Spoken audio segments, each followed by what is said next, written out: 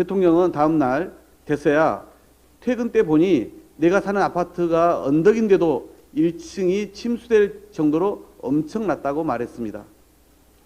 심각성을 본인의 눈으로 확인하고도 그냥 퇴근한 것을 자인한 셈입니다.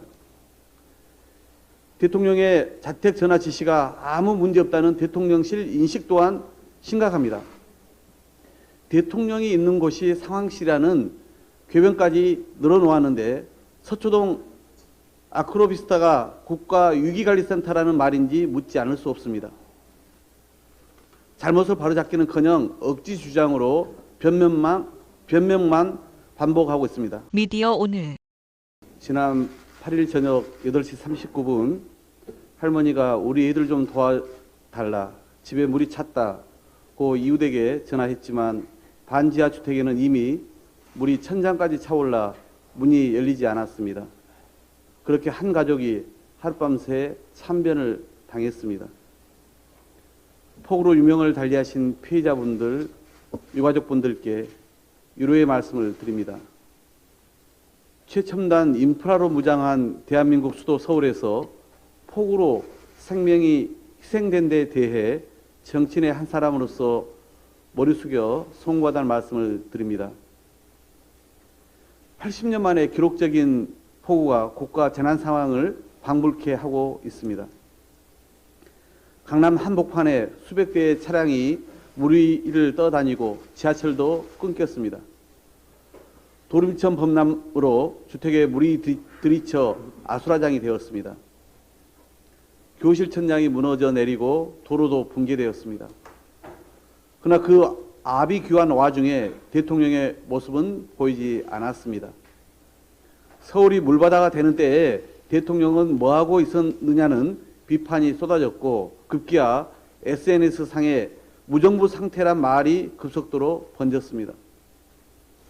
국민이 밤새 위험에 처해 있는 동안 컨트롤 타워인 국가위기관리센터는 제때 작동하지 않았습니다. 모습도 드러내지 않고 전화로 위기 상황을 대응했다니 대통령이 무슨 스텔스기라도 된단 말입니까? 공무원 11시 출근 지침을 빼면 어떤 상황 대응이 있었는지 모르겠습니다. 정작 위기 대응에 신속히 나서야 할 공무원들의 출근 시간만 늦추고 폭우 속 천신만고 끝에 출근 시간에 맞추려 애쓴 직장인들의 분노만 자극했을 뿐입니다. 대통령의 가장 중요한 책무는 국민의 생명과 안전을 지키는 일입니다. 이미 서울 수도권에 폭우 예보가 있었으면 위기대응 총사령관으로서 사전에 철저히 대비하고 실시간 대응을 진두지휘했어야 마땅합니다.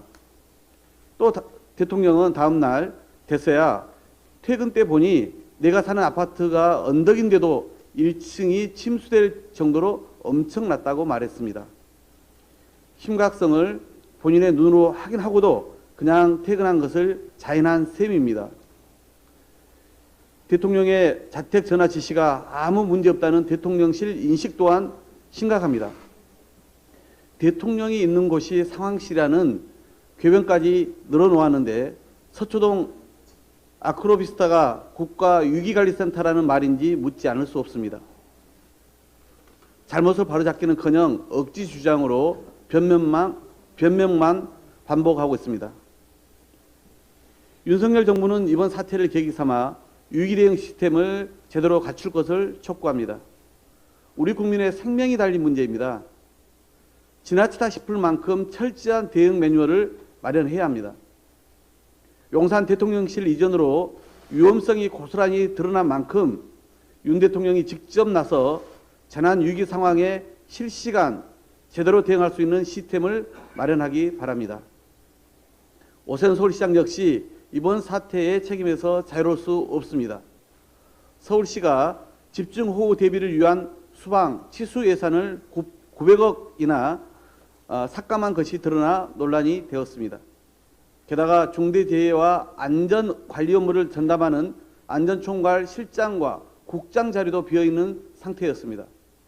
집중호우가 예고된 상황에서 사람도 예산도 모두 구멍이었던 셈입니다. 지난 서울시장 때 시내 상습 침수, 오면산 산사태를 겪고도 이렇게 안이한 대처를 했다는 게 더 충격입니다. 우선은 침수 복구와 추가 피해 방지에 총력을 다해야 할 것입니다. 서울과 경기에 이어 어제는 충청권에 최대 300mm의 집중호우가 내렸습니다. 이번 폭우에 따른 국민 피해는 이루 말할 수 없을 정도입니다. 정부는 집중호우 피해 지역을 특별 재난지역으로 선포하고 신속하게 실질적인 지원 대책을 마련할 것을 강력히 촉구합니다. 이상입니다.